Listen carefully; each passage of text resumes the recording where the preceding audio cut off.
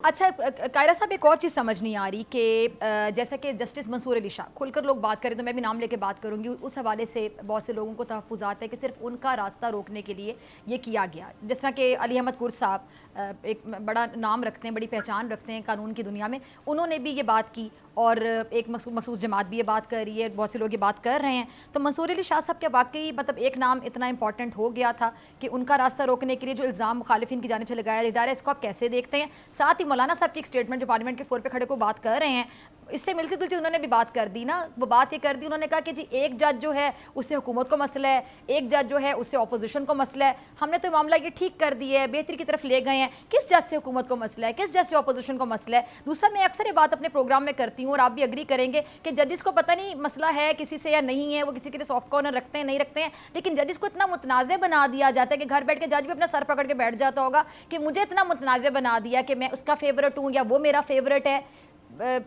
कैसे देखते हैं पूरी सूरत हाल को आप? डॉक्टर साहब, आप माशाल्लाह बड़ी ज़हीन साफ़ी हैं, एंकर हैं। ये आपको नहीं पता कि कौन से जज के ऊपर क्या इल्ज़ाम? कायरा साहब, ये आप तारीफ कर रहे हैं या तंज कर रहे हैं? नहीं, बिल्कुल मैं तारीफ कर रहा हूँ। और बहुत शुक्रिया, मैं आपसे जरा सुनना चाह रही थी। मैंने कहा आजकल कुछ पता नहीं चलता। जी जी नाम लेना मुनासिब जी, ठीक है, एक सेट ऑफ जजेस के बारे में, एक सेट ऑफ जजेस हेडेड बाय चीफ जस्टिस, एक सेट ऑफ जजेस हेडेड बाय शाह साहब। ये तो एक आम बहस है ना मीडिया के अंदर भी हर तरफ, लेकिन इसको अब तो खत्म कर दिया गया ना। अब तो 3 जजेस का नाम आएगा, लेकिन ये और बड़ी होगी ना बहस कायरा साहब, ये बहस और बड़ी हो गई। वो कह रहे हैं 3 जजेस का नाम आएगा, अब ये हुकूमत चूज करेगी। अब जाहिर बात है वो एक 12 रुकनी जो कमेटी है वो डिसाइड करे जब नाम जाएगा जस्टिस के लिए। जी, इस तनकीद को जरा खोलिए ना जी प्लीज, इस तनकीद को खोलिए जी। वो कह रहे हैं कि जी एक 3 नाम आएंगे, अब एक कमेटी में जाएगा, वो कमेटी पार्लियामान की है और वो पार्लियामान की कमेटी जो है वहाँ हुकूमत मेजॉरिटी में है।